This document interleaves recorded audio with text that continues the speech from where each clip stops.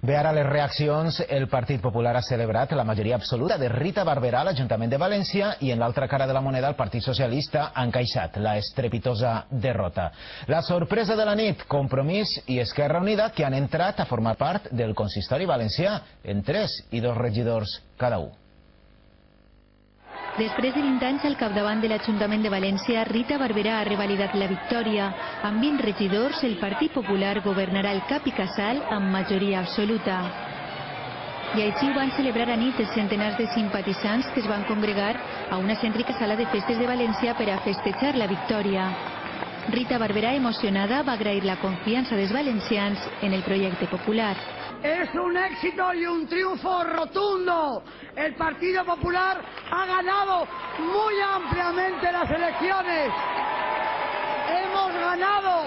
Somos los que ha querido el pueblo valenciano. En l'altra cara de la moneda, el Partit Socialista.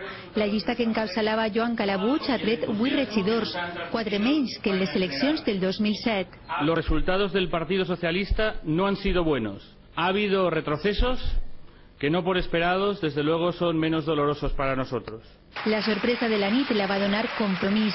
3 regidors ha tret la llista que encapçala Joan Ribó en les primeres eleccions que es presenta a l'Ajuntament de València. Fer una València més verda, de fer una València amb uns bons serveis públics i de fer una València molt més contaminant que la que tenim en aquests moments.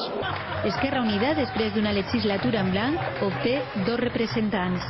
Anem a treballar a partir d'ara aquests 4 anys per demostrar que tenim no solament el suport dels ciutadans i les ciutadanes que ens han votat, sinó que tenim programa, tenim propostes i tenim idees. Els partits minoritaris s'han beneficiat de la derrota socialista, però el Partit Popular manté la hegemonia a l'Ajuntament de València. Festa gran a la família del Partit